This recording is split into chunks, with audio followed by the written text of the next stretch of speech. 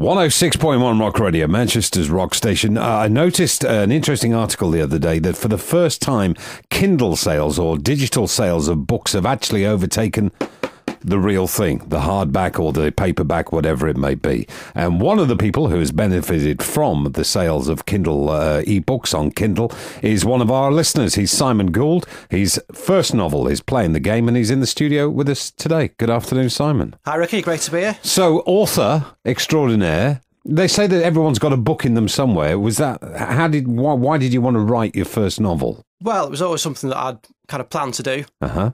I didn't really find the time to do it for many years, as so many people do. They just put it on the shelf, think I'll get around to it one day. Yeah.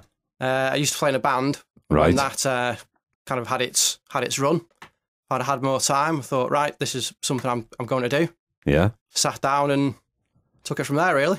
So the very first book, which is I've got in my hand, is called Playing the Game. You actually published it in paperback, but you also put it on Kindle, didn't you? Yeah, that's right. We published the paperback in October last year. Right. Had moderate sales, probably 350.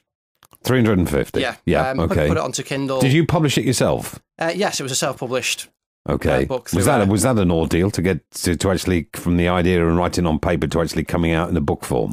Well, yeah, I mean, you go through so many rejection letters, but you tend to try and believe in your own work. Yeah. And then self-publish it. It was great to have it finally, publish it in some form, at least. Yeah. And then November last year, kind of Kindle started growing and growing. Saw an opportunity and thought, well, why not put it on there? Can't hurt. Yeah. And fortunately, it was a case of right place, right time. And so since you've been on Kindle, how many copies of Playing the Game have been digitally downloaded now then? This year, I've just hit just over 40,000. Wow. Which was fantastic, far and away ahead of anything we kind of thought we might hit. Initially I projected I might do 1,000 Right. for the year, and then I did that in February. And since then, it's grown and still selling thousands a month, fortunately. And you've got a second book coming out as well. The second book is out. It's out now, right? It's okay. out, yeah. It's called Viper Trail. That was released in June. Yeah.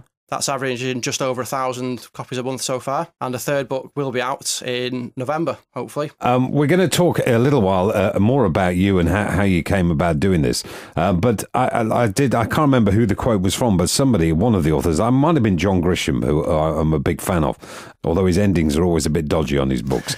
but who am I to question a multi-million selling author, personally? But someone did say that everyone has a one book in them, if they can actually get round to putting pen to paper or finger to keyboard or however it's done these days. You've chosen Playing the Game, which I briefly had a flick through.